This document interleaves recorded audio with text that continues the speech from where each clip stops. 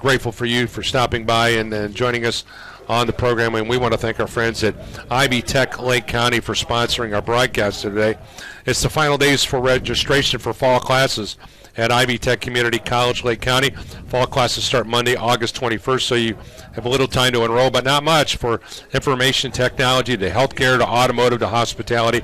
IB Tech Lake County has programs designed to get you whatever you need, and so you're ready to go for the job that you want. So give them a call at 219-392-3600 or visit ibtech.edu/Lake County and enroll today. Your future begins this fall at IB Tech.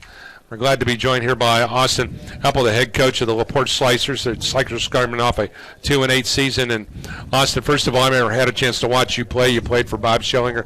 Bob, a very, very dear friend of mine. And for a guy who grew up orange and black and just about everything that you wore growing up, it kind of, I guess it's a little surreal knowing that you're the head coach and you're in the position you're at right now. Is this something that you dreamed about? Yeah, absolutely, Paul. I mean, you hit the nail on the head. Growing up orange and black, that's.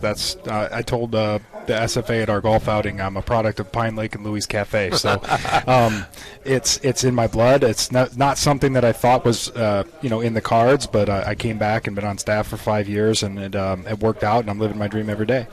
All right, so let's talk about the coaching staff because that's a pivotal thing. That you know, where I know Grant Seberg, whose dad Ryan's a good friend of mine, longtime friend of mine, is part of your staff. So we didn't get a chance to, because of the Indiana Football Digest, the timing, we didn't get the staff listed in there. So who's going to help you coach this year? Sure. On offense, I have Grant Seberg is obviously my offensive coordinator. I have Wade Warner at quarterbacks, Ted Warner, wide receivers, Dale Bechtel, running backs. Aaron Stark is helping out with the running backs as well. He was a pretty good player. He sure was. Oh, my. He sure was. And Mikey Rowland, who is a pretty decent offensive lineman, he's going to be coaching the offensive line for us. Defensively, our defensive coordinator is Matt Otwanowski, who is also a very good player. Very good player. He was a beast. Yep. I have our new strength coach, Chris Walborn, is going to be taking over the D-line. And Tony Oss is at linebackers with Matt, and Robbie Schellinger is going to be coaching the DBs. Yeah, Robbie's been around a long time. That kid can coach. He's kind of been a part of the whole thing. So give us an idea. I mean, obviously you come into this situation. Bob James, who was the coach last year, Bob's going to be joining me on some broadcasts, actually, this coming season. So Bob has been a fixture at Laporte High School and still bleeds orange and black, but I know that he's moved on. But can you just talk about it from a player's perspective? To have what I consider two of the greatest people I've been around in football, as in Coach Bob Schellinger and my good friend Bob James. Those two guys played a pivotal role in your life. Oh, absolutely, absolutely. They, growing up, football was a big part of me, of how I grew up and who I am today. So having two men like them in my life definitely played a very pivotal role to where I am now. So what kind of coach are you? Are you a fire and brimstone kind of guy? Are you a guy that's going to put his arm around the player and just kind of keep calm, cool, and collected? Or should I wait and ask the boys that? Right.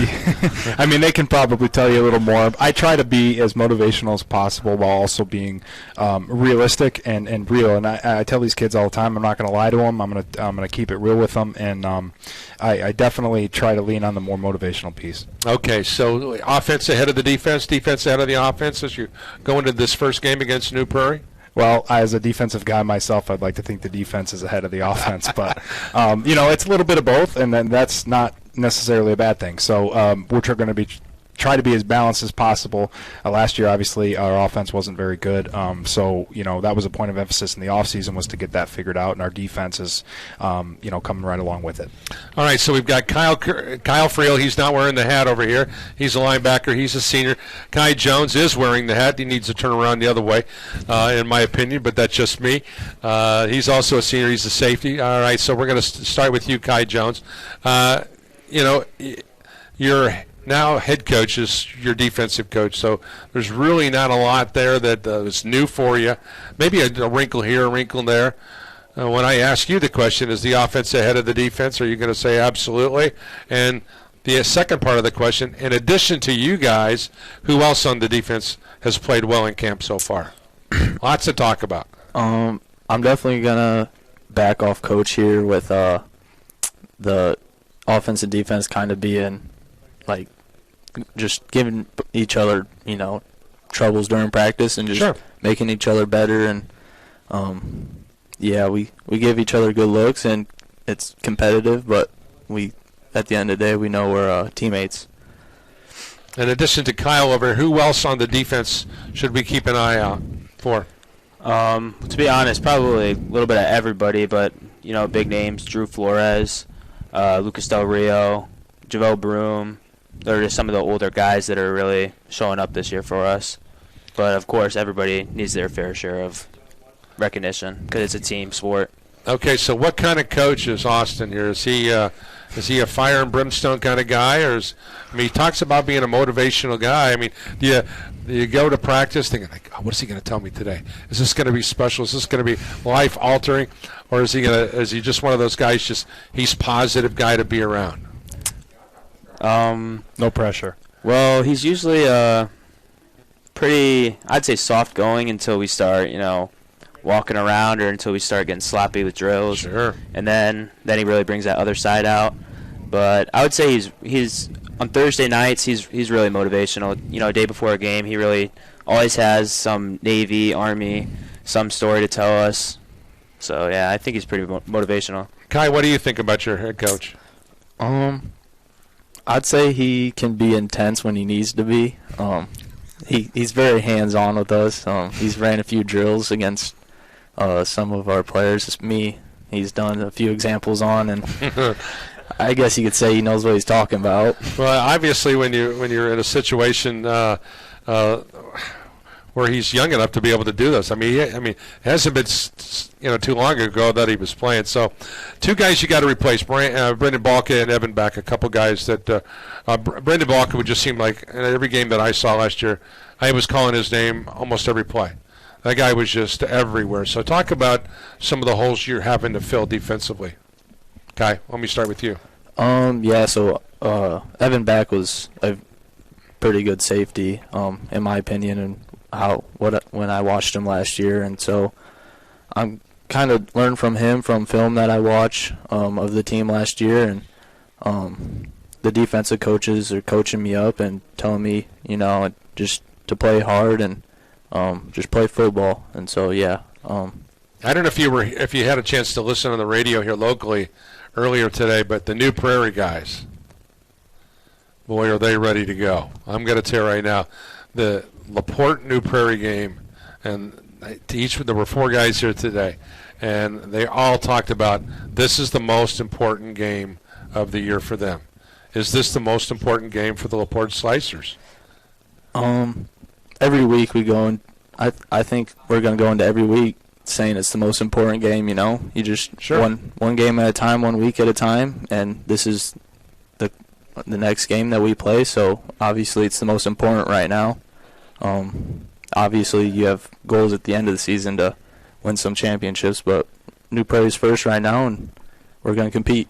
Austin, a brutal pre-league schedule with New Prairie, and one of the most fundamentally difficult teams to play in, the Lowell Red Devils. Keith Kilmer has done a tremendous job with that program since taking over for the legendary Kirk Kennedy eons ago. But let's talk about those 2 very unique opponents that you're going to play in the first 2 weeks before you get into the brutal Dunlin Conference. Yeah, Paul, I'd say every single game in our schedule is going to be a battle.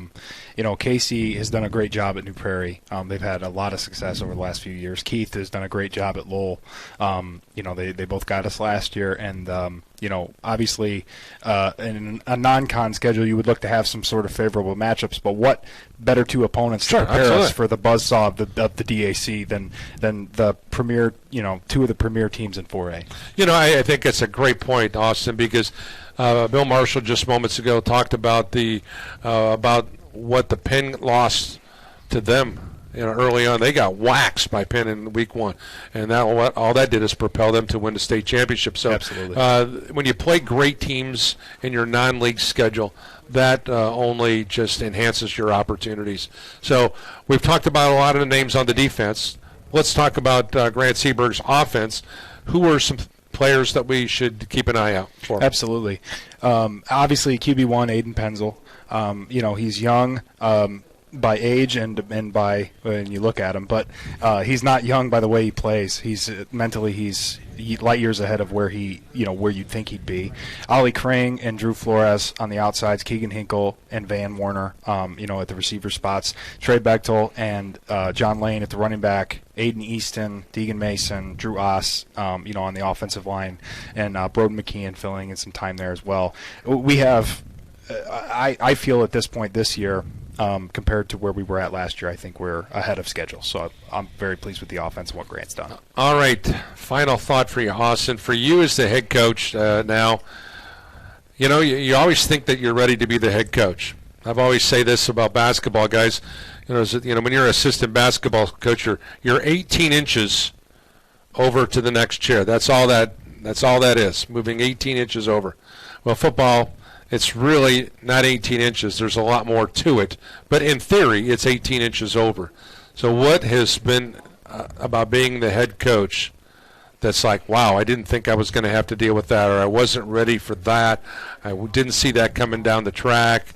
I know. I've had a lot of coaches saying, Paul, dealing with you was a big experience for me because I wasn't sure how the media was going to be. Sure. I wasn't going to I didn't know what I was going to need to do with the Indiana Football Digest, and I don't have a problem with that. I think that's great. But if someone is not there to mentor you in every aspect, because it's not like you were the coach in waiting. Right. And so that's the case in point. So what's been an eye-opening thing for you as the head coach? Well, to be honest, the balance of time has been a big adjustment compared to what I was doing commitment-wise with football last year. The administrative stuff, the everyday, day-to-day maintenance, making sure the kids' reps are monitored and all that other stuff. But to me, I'm a frying pan into the fire kind of guy, and I feel like you learn the most from having experiences, and if you wait till you feel that you're ready, you never will be. So, well, I wish you guys best of luck. Kyle Friel, Kai Jones, guys, thanks for hanging out. Wish that he best of luck to the orange and black. We'll see you a couple times this year. Looking forward to hanging out with you. Give my best to young Seaberg. He's a good dude. Yeah, we'll do fun. You guys are going to have a lot of fun together. Absolutely. Two young guys ready to go. That's what it's all about. We're going to take a quick time out. We're going to come back with more live from the Maple City. We're live at Cubit Networks. We're going to come back in 2 minutes on WEFM and Regional Radio Sports. Claire. Podcast is brought to you by the Regional Radio Sports Network, your ticket to the best